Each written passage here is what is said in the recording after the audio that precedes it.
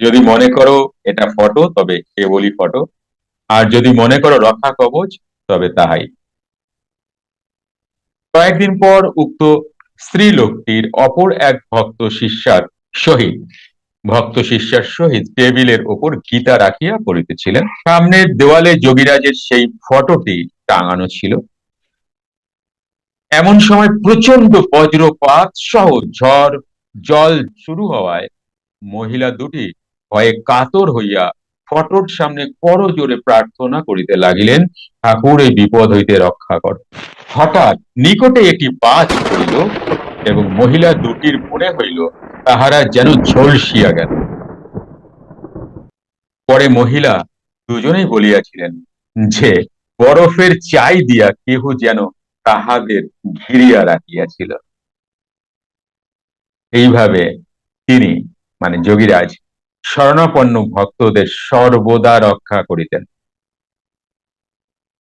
যোগীরাজের আর এক প্রিয় শিষ্য পঞ্চন ভট্টাচার্য মহাশয় কাশী আসিয়া যোগীরাজের বাড়িতে অবস্থান করিতেছেন। তিনি তখন যোগক্রিয়ায় খুব উন্নত অবস্থা লাভ করিয়া মানুষ চিনিবার মতো ক্ষমতা অর্জন করিয়াছিলেন।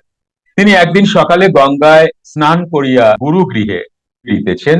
রাস্তায় যাইতে যাইতে তিনি দেখিলেন তাহার কিছুটা অগ্রে একজন লোক যাইতেছেন। লোকটি কেমন? যিনি বেশ উচ্চ পর্যায়ের সাধক হইবেন। তাই তাহার সহিত আলাপ করিবার ইচ্ছা হওয়ায় ভট্টাচার্য মহাশয় অধিক জোরে হাঁটিতে লাগিলেন। কিন্তু উক্ত ব্যক্তিটিও পেছন ফিরিয়া তাহার দিকে না তাকাইয়া অনুরূপ জোরে হাঁটিতে লাগিলেন। ভট্টাচার্য মহাশয় তাহাকে ধরিবার জন্য দৌড় শুরু করিবার মাত্র সেই ব্যক্তিটি অদৃশ্য হইলেন। ইহাতে ভট্টাচার্য মহাশয়ের মনে বড়ই অনুতাপ হইল। তিনি ভাবিলেন তাহার গুরু বর্তমান থাকা সত্ত্বেও তিনি অপর মহাত্মার পেছনে ধাবিত হওয়ায় ব্যভিচারী দোষে দোষী হইয়াছেন। মনে মনে এইরূপ বিলাপ করিতে করিতে যোগীরাজের নিকট পৌঁছাবা মাত্র যোগীরাজ হাস্য করিয়া জিজ্ঞাসা করিলেন, কি ধরিতে পারিলেন না?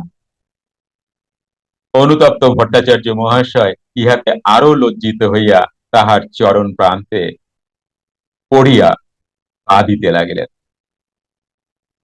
যোগীরাজ বলিলেন, কাঁদিবেন না, তিনি আপনারই এক গুরু ভাই। আপনি যদি তাহাকে দেখিতে চান, তাহা হইলে বলুন, আমি স্মরণ করিলেই তিনি আসিবেন।